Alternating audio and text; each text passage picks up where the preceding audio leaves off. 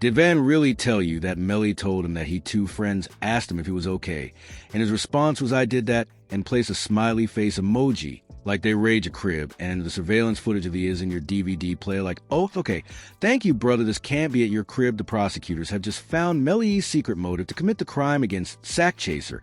And Jury the News reads, after new evidence found of YNW Sack Chaser taking actions toward Melly.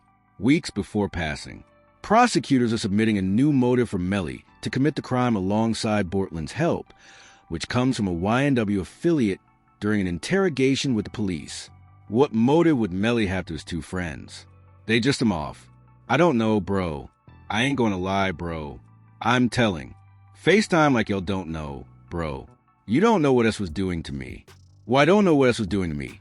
Bro, like S like some Sack Chaser did some things to Melly, making him want to get revenge, wanting it so bad. It was even revealed by a former O-Block member that Melly asked King Vaughn for advice on how to deal with someone.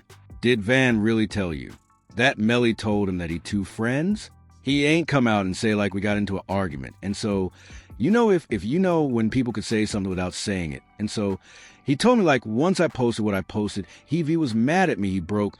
"Why you put up there, bro? I'm like you sitting up here like you know the love. We got you do this for us. But you're going to trust that his two friends." And he said them were trying to extort him. And so I'm like, if they try to extort him, then why are you still around him? Due to the new evidence being found, it explains why Bortland took his plea deal, which makes things worse for Melly. And let me explain. It reads, as predicted, Bortland took the plea deal. He also agreed to a proffer, which means he's talking. The sentence is to accessory after the fact, and he will do 10 years plus 6 on probation minus any credit and gain time. We've already requested his deposition in the civil case, as the feds manage to lock in a deal with Bortland, which leaves Melly all alone. Academics went more into detail on Bortland snitching, and said the judge says on both charges Bortland pled no contest to that he has to provide a factual basis for him to accept the plea, which means he has to tell a factual story of how he committed accessory to the crime, which confirms the crime happened.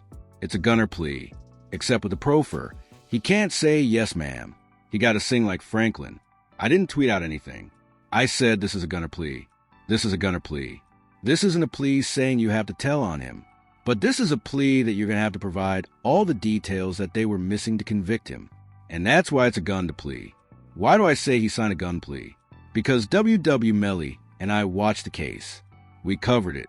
YNW Melly's case is that number one, you guys have not done a job to prove that this is actually A with, well, they have to prove that this is A with this person being the offender. Also, the accessory after the fact plea confirms that Bortland, that's kind of like almost like a subpar conspiracy, except you weren't with conspiracy at first. You came in after the fact. What that proved is that they came in, oh my God. What that proved is that Bortland worked with someone after he acknowledged that a murder took place in trying to cover it up. You hear what I just said? When pleading to accessory to after the fact, you have to acknowledge that the happened and you assisted someone or in some way to cover the now. If Melly's statement is, how do we know? And then secondly, how do we know who did because they said it was a driver bee? Bortland will be required to complete an interrogation with the feds where he only speaks the truth about what happened during the night of the crime, which will reveal Melly was behind it. Even a professional lawyer says Bortland will have to snitch on Melly. He will be flipping. He is going to tell all about anything he knows about the double case. And they will know if he's telling the truth or telling a lie when he gives his full quote-unquote confession as to what happened that evening. And that's what happens a lot of times where guys are in prison for 4 or 5 years awaiting trial and looking at a life sentence, and they're offered 10 years where they'll be home probably in another 3 years that he'll serve. He decides to flip and become a cheese eater. And that's what happens a lot of times on these cases. And I was expecting it to happen a lot sooner than it did. He held out for quite some time. But long story short is it looks like he's going to flip, and it makes the case on YNW Melly, depending on what he says, which I anticipate he'll say that YNW Melly is responsible. But with Bortland turning on Melly, not all is bad because Melly just had his witness tampering charge dropped with it reported. Melly will no longer go to trial for witness tampering after prosecutors drop the charges. The Florida rapper's trial was scheduled to start on Wednesday, January 21st. But day before, the prosecutors decided to drop the case, which may sound like good news, but the reality is that this is all part of the state's plan to take down Melly, as they're saving Melly's ex-girlfriend as a witness for his double M case instead. Mariah Hamilton is spending her first day at the Broward County Jail. She has no arrest record until now. U.S. Border Patrol agents arrested her at Miami International Airport Monday after she arrived on an international flight. Court records show Hamilton was ordered to testify in DeMond's first trial in 2023. After she was arrested, the judge made her agree to a deal in court that she has to testify in Melly's upcoming trial if she wanted to be released from jail. She made it clear on her Facebook that she didn't want to take a deal, but that she had to. As she wrote, "Thank you to my village. I love y'all so much. God's plan, not mine." This gave prosecutors the confidence to drop the witness tampering charges, knowing they believe they can still win and sentence Melly to life in prison for M charges, because in the court files it reads the prosecutors dropped the witness tampering case against Melly to avoid jeopardizing key evidence essential to proving his guilt in the M trial. The state moved to drop the case because the suppression of jail calls remains unresolved, which risk loss of critical evidence needed from the trial. Prosecutors charged Melly with witness tampering and gang-related offenses tied to efforts to keep key witness Mariah Hamilton from testifying in his first Dublin trial. Financial records show Hamilton received more than $31,000 from Melly's management company and assistants purchasing a Mercedes despite no reported income. Jail calls, surveillance video, and inmate notes show Melly had a relay system through inmates James Howard and Terrence Mathis to pass messages outside jail after losing phone privileges. However, later in their memo, it reads, "Recorded calls and messages instructed associates, including co-defendant Bortland, to keep Hamilton away from court using coded language and nicknames." This was brought up by YNW Juvie's father 2 years ago. As he revealed the code words, there was this kind of crazy way that Melly was communicating. He wasn't allowed to use the phone, but he was passing notes to people, and then this person's calling this person, and then that person. Seemed like to me they're going through extreme measures trying to cover up or convince people not to testify, like Mariah Mom. They was using code words like Rihanna and ASAP Rocky's baby mom. And with Melly's lawyers beginning to get worried, they tried to pull off an excuse to get the judge in their favor, as they filed a lawsuit against the county jail reporting. Melly sues Broward Sheriff's Office for cruel treatment and is seeking immediate release from prison. Melly also claims that they have not allowed him to see or speak with any family members in 3 years. Melly's team claims he's been eating barely edible food, living in a freezing cold jail cell, and gets almost no human contact. This got his mother to react when it was reported. An interview from Melly's mother paints a disturbing picture of Melly's life in jail, making it sound like he won't last much longer. "My son has not been convicted of anything, and even other inmates that have been convicted or anything, they have the right to use his telephone. They have a right to just be allowed to write letters to their loved ones to receive their mail. They hold his mail. They don't give it to him."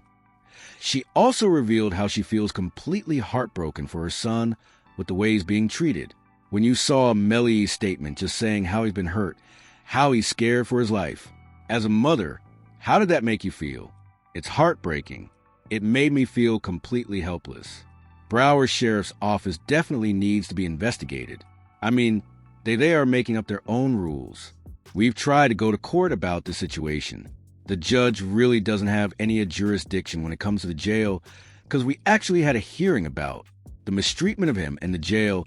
They make their own rules, and I don't think that's fair, because I know that they need to answer someone too.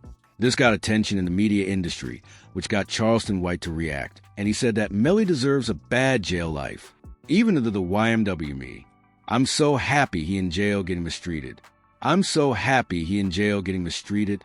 Homie, a homie, when you take a life.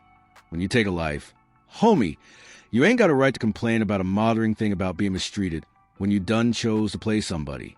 Rapper Boozy also reacted to the situation, and he felt terrible for the way that Melly's mother has been feeling. "Okay, Then I met his mama while he was in. Oh, okay. I met his mom while he was in, and, she real, bro. You know she real. She stressed out. I heard she had yeah, she real. And I reached my hand out to him. You 'cause I'm real. Yeah, I reached out to him, bro. I met his mom, and she a good woman, bro. And when I see the moss like that, I remind me of what my mom was going through, bro. But in order for the feds to defend why Melly's being treated so badly in jail and why he shouldn't be given bond, they use some of their evidence to prove why. Melly is such a danger, as they have evidence of Melly admitting to doing the crime just hours after it happened. The PC Gambino account asked him if he was okay, and his response was, "I did that," and placed a smiley face emoji. And the next message from 10/26/2018 at 16:02 from UA Eastern Standard Time. The YNW Melly account says what after that? SHH. They also showed the mental state of Melly after it happened, as he looked like he was having a good time dancing with Portland on the following morning after the passings. Melly still turned. Regardless of what happened this early morning, he's still out here being very positive. Turned still. Hey, the dog still turned regardless of what happened. You already know. But the most concerning evidence is how there's security footage of Melly getting into the back left seat of the Jeep just 20 minutes before the crime happened. This is very important because the court files read, the direction of the rounds traveling from left to right in the car supports the claim that they originated from the back left seat, where Melly was. Position. YNW Jury's mother was actually called into court to confirm that it was Melly who got in the back left seat. Can you state your name? You're told your name. Okay, and, are you related to one of the in this case? Yes, I am. How's his mother? And who is that? Christopher Thomas. Miss Phillips. Did you see who entered into the occupants who entered into that great gray Jeep? Yes. Do you recognize where your son entered that gray Jeep? Yes. Which seat? If you can identify for the jury. He got in the back seat on the, right-hand side. Did you recognize the individual that got into the back seat on the left side? The rear driver's side? Yes. And who was that individual? But this got Melly's lawyers to respond back, and they talked about how the feds couldn't even accurately recreate the crime scene because they never found the actual firearm responsible, as the investigator admitted. This could affect test results. So the first thing is I didn't have so I can't know which I'm going to use them in order to replicate any of my tests. So I can't make tests for this determination because I don't know what was used. Okay, but what's crazy is that Bortland got a plea deal despite him possibly tampering with the jury in the first trial. Melly's co-defendant, YW Bortland, was booked into a Miami jail Monday night and is being held behind bars on an out-off-count warrant. We just confirmed the warrant is out of Broward County for witness tampering. The warrant obtained by Long Crime Network states as follows. On or about April 10th, 2023, continuing through and including July 22nd, 2023, Corlin Henry, a.k.a. Bortland, along with others did unlawfully and knowingly engage in misleading conduct toward another person with the intent to cause or induce them to withhold testimony. The warrant continues. The alleged witness have been summoned by the legal process to the jury trial of Jamal Demons, a.k.a. YNW Melly. The dates in the warrant are important. Jury selection for Melly started in mid-April, and a judge declared a mistrial on July 22nd, the same day the warrant claims Portland allegedly tampered with the witness. As this came with the report, here are the images of alleged notes discovered during the home raid of Bortland's home. The notes show drawings from Bortland, which wrote down where the jurors were sitting along with descriptions of what they look like, as it makes it look like Bortland was going to track down the jurors outside of the case to get them to flip their vote to not guilty. To keep it real, this is sloppy. Bortland, how do you even have the notebook of the jurors in your house? Holy SH, like, come the on. It's like doing and then having the surveillance tape in your DVD player or something like that. You know what I mean? Like, come on, bro. Like they RA your crib, and in the end, the surveillance footage of these in your DVD player, like, oh, okay, thank you, brother, this can't be at your crib. But with Bortland now on the Fed side, he will give up any information he needs to which will ruin Melly's case. One of the biggest questions the feds still have is why Fredo Bang picked up Melly from the car and Chris Thomas. So what you're also going to find out is while Mr. Dimmons is out there on the side of the road in the morning, for 42 specifically, he sends a drop-pin digital homing beacon to his current location to one of his friends, Frederick Given. Frederick Given is also involved in the music industry, and he asked to be picked up. Frederick Given then about 11 minutes later is sent another drop pin where Mr. Dimmons has moved a couple of meters. What you're going to find out as well, though, is these digital leashes. They have more than just phone calls. But the feds want to make Melly's charges even worse because they want to add a gang aggravating factor to the charges, which means the sentence will be longer. The way they're trying to do this is by claiming that Melly was in the Red Street team because he was caught hanging out with Young Thug. Same thing, the use of the slap term, 5-point star, the snake. He's saying he's YSL, Tang, and he puts up his YNW for life hashtag on it with Mr. Demons, has the Big Me Hand signs both displayed. Okay, and these are individuals, again, that's also unknown. Yes, also important to your investigation. Correct. Yes, also publicly available for anyone to see and capture. This led to Melly being fine with them adding it to the case, but his lawyers obviously knew this was bad for him and tried to argue with Melly to let them not allow it, which led to the report. This hearing marks the first time Melly publicly went against his legal team's advisement in open court. Yes, sir, against our advice. Our client wants to proceed. People inside the courtroom reported hearing Melly say, "I don't care. I'm not in no team. They can't prove that. I'm aware that 924071 call for an automatic stay while they were aggravators. They go to membership. And again, there are things that the jury would have to find before going to penalty. Not aggravated. That's the death. That's the gang itself.